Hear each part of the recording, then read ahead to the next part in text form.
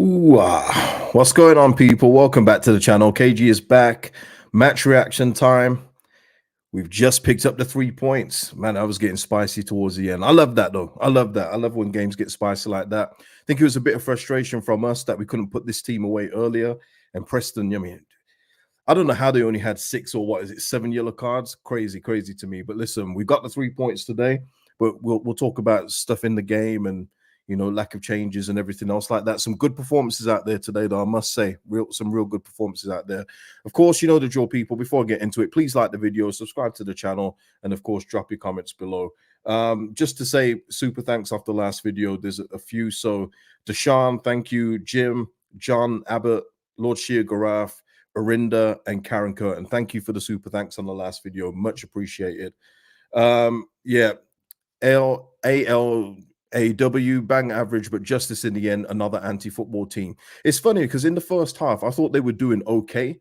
I thought that Preston actually, they didn't sit all the way behind the ball, but it was quite evident, as the game went on, their goalkeeper, I mean, we got to speak, that goalkeeper, I think he's got a shift at Weatherspoons. I've never heard of Cornell before, never seen him before, but this is the problem with this league. You get sub keepers like that. He doesn't even look like a goalkeeper.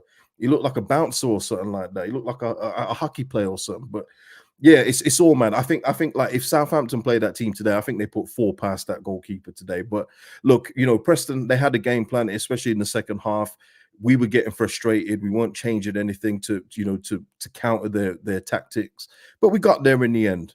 And I think that's going to be the story of the season, to be fair. I don't think we're ever gonna beat a team 5 or 6 anymore. I've told you before, I thought we would do that. I don't see it. I just don't see it, man. Yeah, Gavin, it wasn't the best start. It wasn't the best. Yeah, Iceman, Piroe. Yeah, absolutely.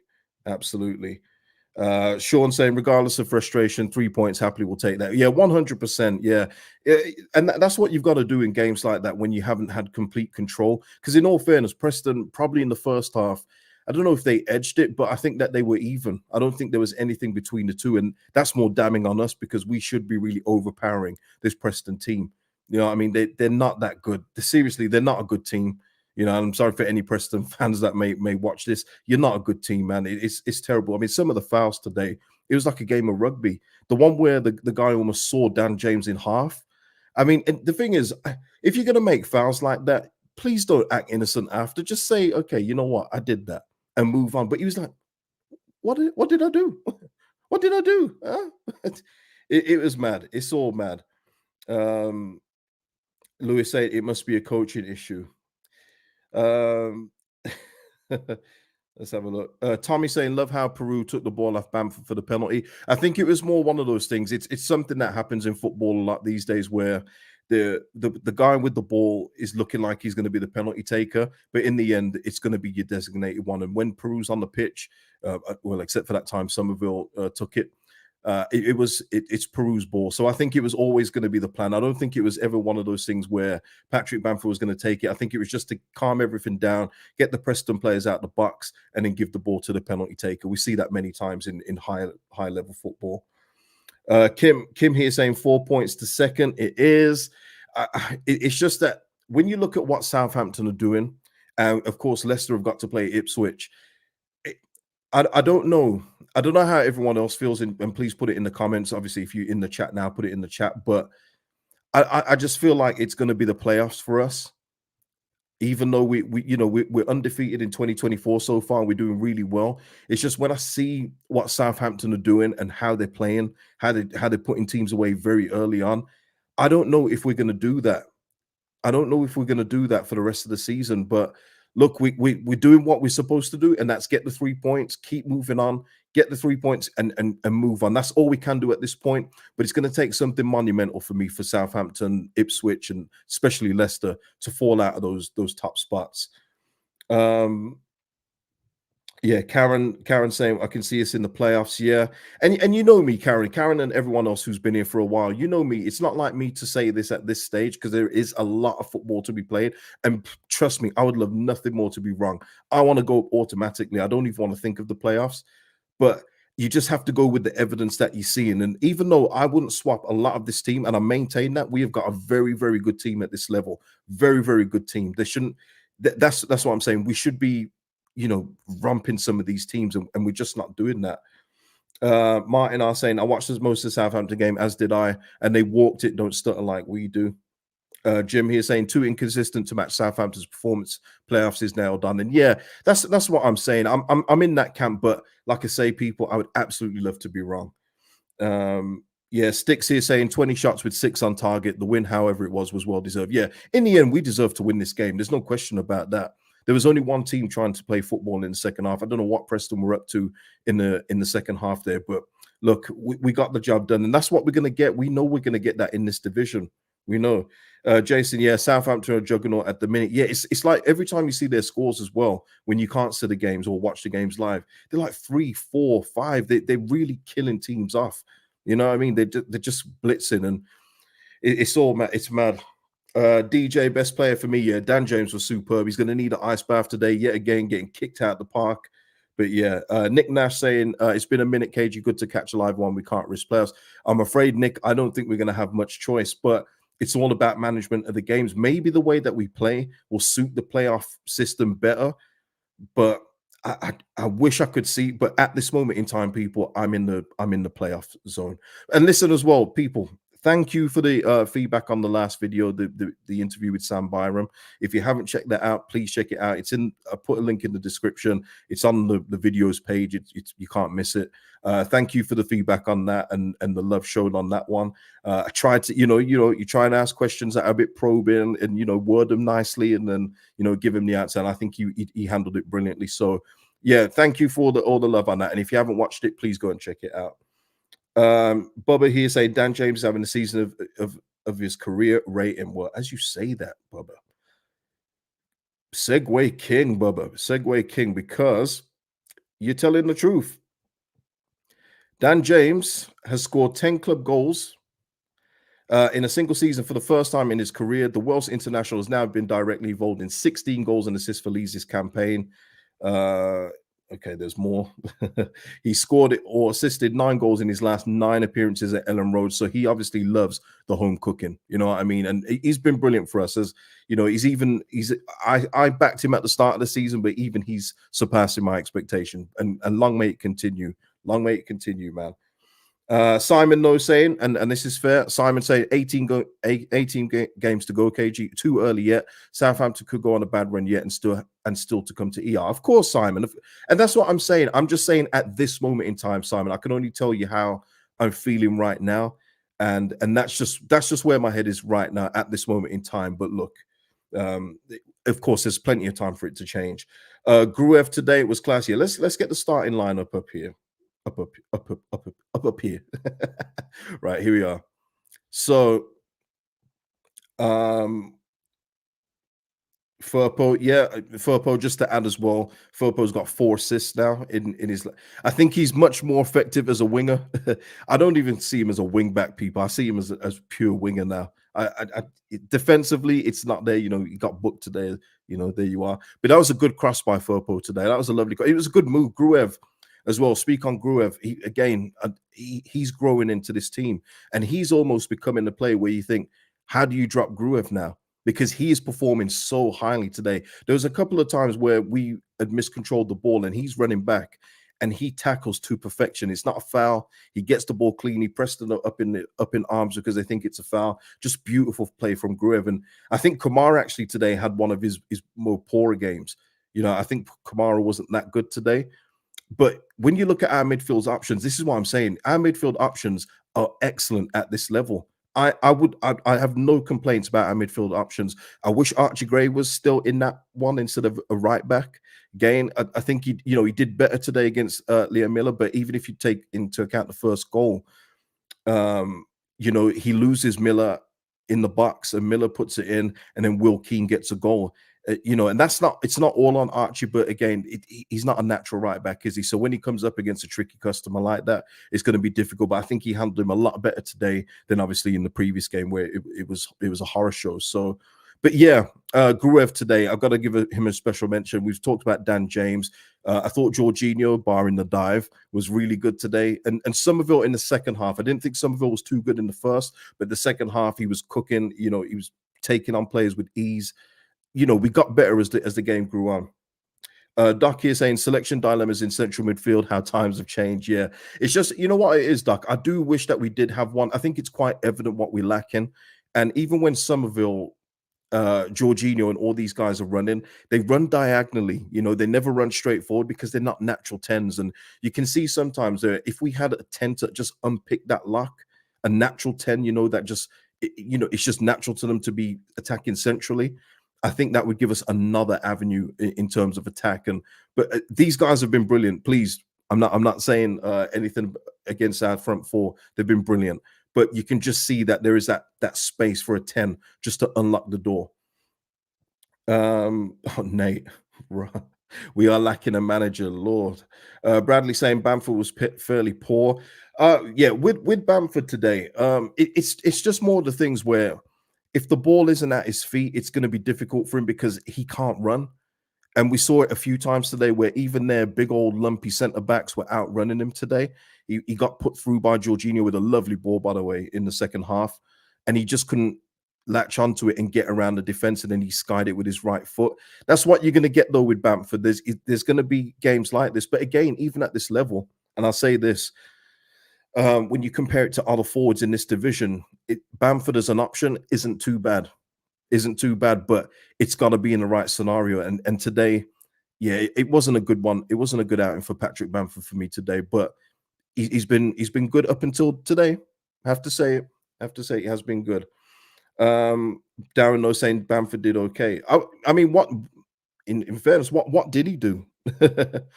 I mean, I'm asking seriously. I'm not asking in a funny way. What did he do okay? I don't recall it. I just remember when we did have opportunities, he just couldn't keep up with the ball. He's injured, Ryan. He's out injured. Yeah. SJ Preston Place should apply for Gladiators, mate. Yeah, I'm loving the Gladiators revival, people. It's brilliant. But yeah, it's just mad. But you get that, especially from the lower end of the table, where the players don't have the tactical or technical ability. It's just brute force, isn't it? It's just brute force. And they had so many opportunities today where I think a couple of their players could have got 2 yellows. You know, there was one player in particular, I can't remember his name, but in the first half, he took down Dan James twice. And the referee then speaks to him, say, listen, you've done this twice now. I've got an eye on you. But I think it was too gone by then. He should have had a yellow by then, but it is what it is.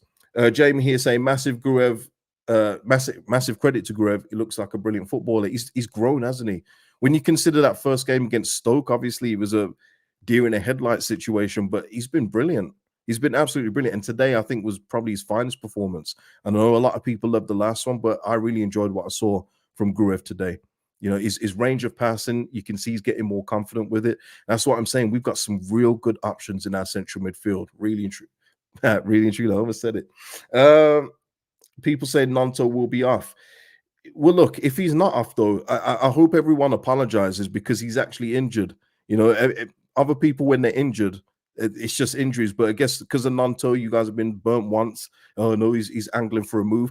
Listen, people, have you not noticed in the past week, there has been no concrete rumors in or out for players? There's a reason for that. There is a reason. If Nanto is to go, okay, fine. He does leave. But I have not seen one concrete rumor, one concrete source of anyone viable that has said that any players are coming in or out of this football club. Not one. That's why in the past few days I haven't bothered because there has been nothing to talk about. There's been zero to talk about, people. So until I've got one name from an intermediary. I'm not going to say it on air that apparently Leeds are interested in, and it's a winger. But there's been nothing concrete, people. Flying Fish here saying Cree hangs onto the ball way too long. He did do that today in a few instances. I will admit that, Flying Fish, especially in the first half. I thought in the second half he did get better with it, especially when he was getting around people. But yeah, that sometimes happened with Cree, but he gives you quality though. I'm not going to take that away from his game. Obviously, if you can get it right more times than not, then brilliant. But he gives you just too much quality. Let's have a look. John Knox saying Ampadu was not good on that early goal for Preston. He's not a central defender. Farker should not be playing him there. Yeah, Nige made hard work of that. Yeah, I hear you. I hear you. Uh, yeah, Mark saying, how many times do teams say players are injured when getting sold? Yeah, Mark, it's an old trick. I'm listen. You're talking to someone who's. I get it. I do get it, but I'm just saying, if if if you haven't seen or heard of anything concrete, and the guy has come out saying he's injured, I just don't know why people think he's off, and it is probably to do with what happened in the summer. So people are, like scorn lovers. But until you see anything concrete, I'll just say he's injured and leave it at that for now. Um, Les saying it's all about winning, not by how many. I hear that, Les, but you know what? Let's just say, Les, we come to the final day of the season, and it's between us and say Southampton for the second spot. We've somehow clawed the advantage of what Southampton have gotten us, and it comes down to goal difference. We're not even in the conversation. I don't think it will be Southampton. We're doing well keeping the goals out, but scoring goals in terms of the way the frequency other teams do, we're not doing it.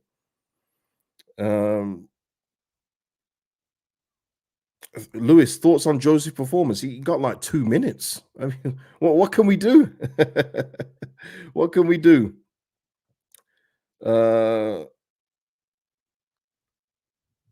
Ryan here saying the bench options are the issue. Clearly doesn't fancy Anthony or Gelhart even when chasing a goal. Oh, let's just go down there. As we saw, Byram came on today. Piroe came on, scored the winner. But yeah, I agree with that in an instance, in a sense. And shout out to Jane Anthony as well. I mean, I don't know what he was doing on the bench today. I mean, his mom passed away this week, so thoughts with him on that. He's obviously ready to play. Wants to, put that to not the back of his mind, but be distracted by football. So just thoughts of Jane Anthony. But yeah, our first substitution again came today. What was it? The 76-minute people. Yeah, 76. So yeah, but we've been through this many times, so there's just no point keep on going over it. Let me just get the super chats before they go. Not before they go, they stay. But let me just get the super chats. Thank you for the super chats, people. Lord Sheargraph saying Leeds 2, Ref and North End 1. Ref was their best player. William saying we'll take the 3 points. Overall, this match shows the need for additional players. Thank God Piroe took the ball off Bamford for the Pem. Again, he didn't take the ball off him. It's just a tactic that teams use. Nate, shout out to you who's been a member for 10 months. Shout out to you, man. The memberships are in the description, people. So, and thank you to all existing members. Farker hurts my brain. Believe I've seen enough to know he wasn't the right signing. This team should be scoring 4 against a team like Preston. Yeah, I mean, we can speak on that as well, Nate. David saying still only 4 points difference. Anything can happen. It's setting up for the last game of the season. I hope you're right, David. I hope you're right. Raddy Billy saying big win, was crying out for Piroe to come on much earlier. Yep. Let's sign a creative 10 to make these games easier. Preston deserve that in the end, 100. And Isaac saying, how much do you think we can get Nonto for? How much do you think we can get Nonto for? I'm assuming you mean how much do you think we can get for Nonto? Because he's already our player. Oh God, I don't know, but it's not going to be anything that we could have got for him last summer, unless the 49ers have got a price in mind and they're saying no, it's this or not. But the thing is, you lose stock in that. You lose the valuation when the team can say, well, if he's that valuable to you, why doesn't he play football? Why doesn't he get, at least if he's a sub, why doesn't he get at least 30 minutes a game to make an impact? He gets 10 minutes. So, you can't be asking for the same price in the summer as now. I don't think so anyway. I mean, what do you guys think for Nonto if we were to sell? What do you think it would be? Slow and Steady Steve said 13 mil. That's a shame, man. For when you think of where he was this time last year, we're not talking 13 million, man. Nate saying 20. Yeah, Marcus saying the crowd cheer when Bamford gave Piroe the ball for the pen. Yeah, I think they knew. There was even frustration with the crowd in the first half, if I remember right. Yeah, it was the first half when Meslier decided to punch instead of catch it. Meslier was literally under no pressure as well, people. There was no one around him. There's not one soul around him, and he punched it out, and you could see the crowd getting really frustrated with that. Yusuf saying 25, Nige 20, Marcus saying 25, but I keep him. I'd absolutely keep him.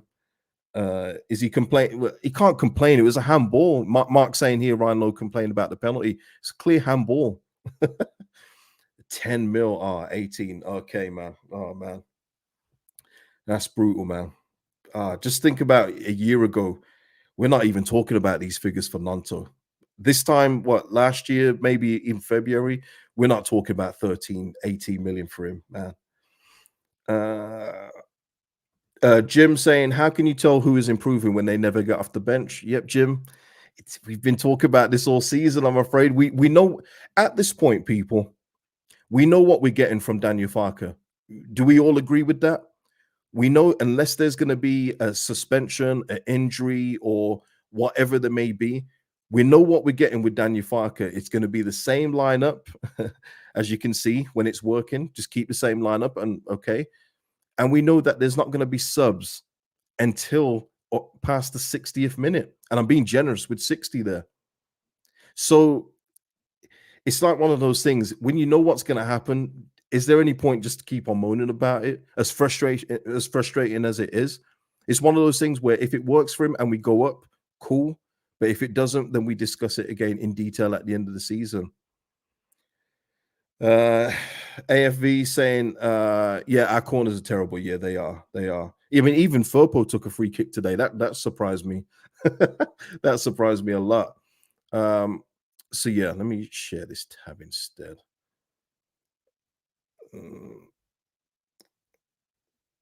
Let's have a look. Let's have a look. Let's have a look. Okay, John Knox here saying 85 million was being quoted for a year ago for Nanto. If we sold Nanto for 15, that would be very bad business. We can't afford to do that, and we don't need to. He's contracted to us. Yeah, 100%. The only problem is, John, when you're not playing football, you do lose some of that leverage, as we're finding with Charlie Creswell right now, as we may see with Joe Gelhardt, if the interest becomes concrete.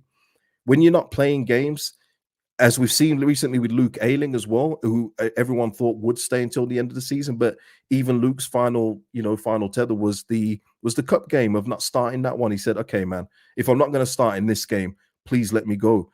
And unfortunately, when it gets to that stage, you risk then having unhappy players if you don't let him go and a decent offer comes in. I mean, a decent one, not a 1 million offer, nothing stupid like that. But if the offer's decent enough for where you are right now in the team, then you have to look at it on the player's behalf. You have to.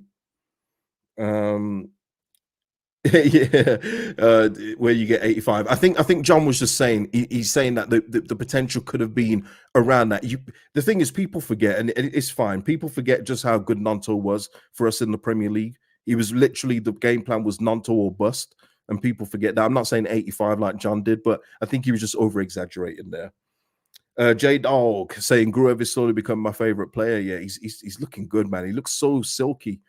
He looks silky, man, and that's good. But he's silky with grit, and I like that. I like that in him, man, because he'll throw in the tackle. He'll throw in the tackle. Pause. He'll throw in the tackle when necessary, and he wins it most of the time. Let me see.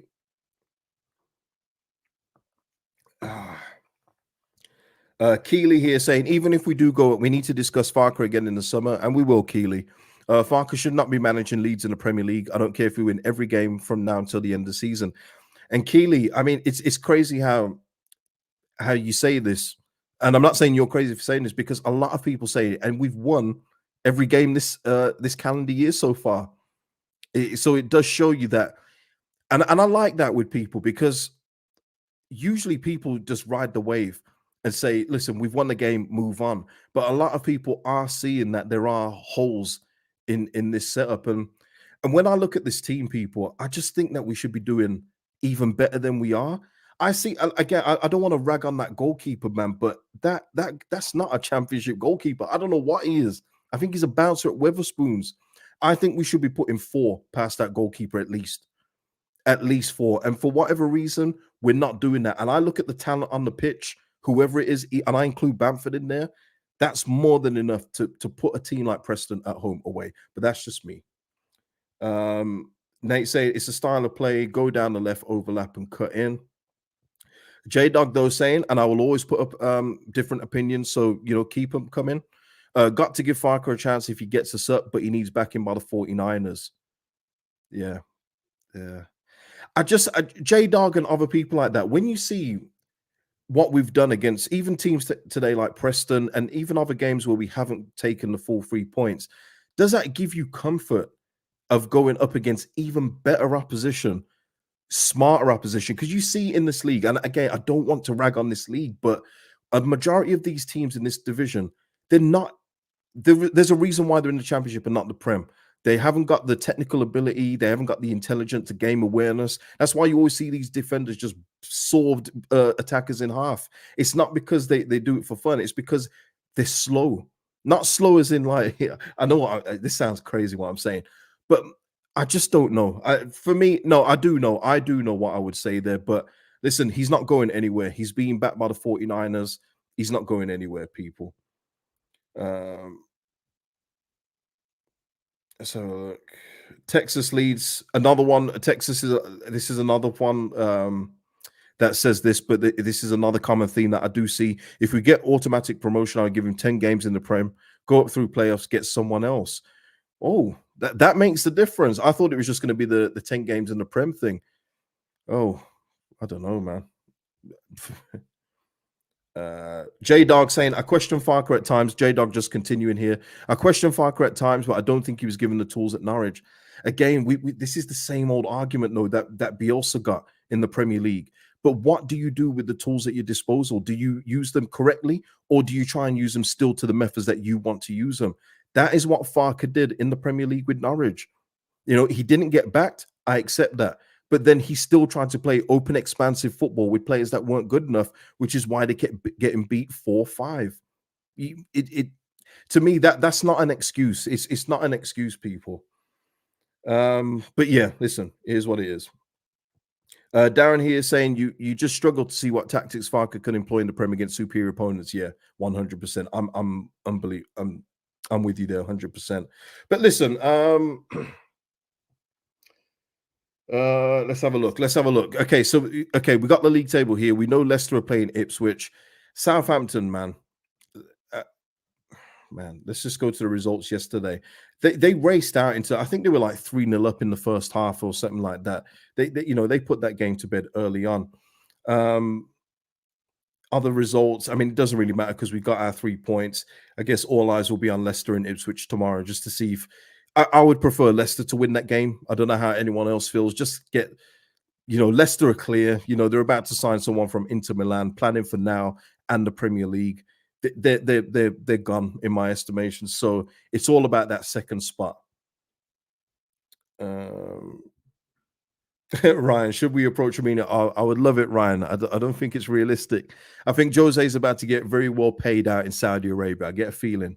I feel it. And Paul echoing it again. I will always put it up. Paul saying if he takes us up, he deserves this chance. And again, like Paul, there will be a lot of people like that also who think that if you get the job done, you deserve an opportunity. So there you are. David, though, saying, hate Leicester, my apologies. I want Ipswich. You want Ipswich to win and get further away. I don't understand that, David. Even if you do hate Leicester, I mean, you got to put that aside and think that top spot's gone. At least leave one spot open, and we're not really thinking about the playoffs for the rest of the season. I don't know. Lewis saying, do you like Mourinho ball? I don't, Lewis. And that's the thing, though. But you see, the thing is, Lewis, with Mourinho, if you follow his plan, which is not happening these days because players are different now compared to when he first broke in, you will get success. And that's not speculative. That's proven. The one season, but when you finished top of the league with Chelsea and they conceded 15 goals, do you know how difficult that is? But football has passed him by. I'm thinking more of a nostalgic Mourinho, I will say that. But even in Roma, he still won a European trophy with him. That's how great the guy is, and he'll always have my respect in that way. Just a born winner, just an absolute winner. Yeah, Deschamps, yeah, just cold winner. You've got to respect that. Chris in the house. Chris has never been convinced by Farker. So I got to highlight you, Chris, man. He's not taking us up, people. Problem is, people think he should stay next season too. Okay, right. So that is it today, people. I mean, there's not much else to discuss about the game. We get the 3 points. We move on to the next game. It will be Norwich at home. Yeah, Norwich at home is the next game. And like I say, just keep the good form up, keep the points up. Like people have said, you never know, Southampton will take a dip at some point, but they're 21 games unbeaten. And people, that's amazing. No matter which way you look at it, that's an amazing run of form. And we've got to match that from now to the end of the season. We're doing our part now, just got to keep it going.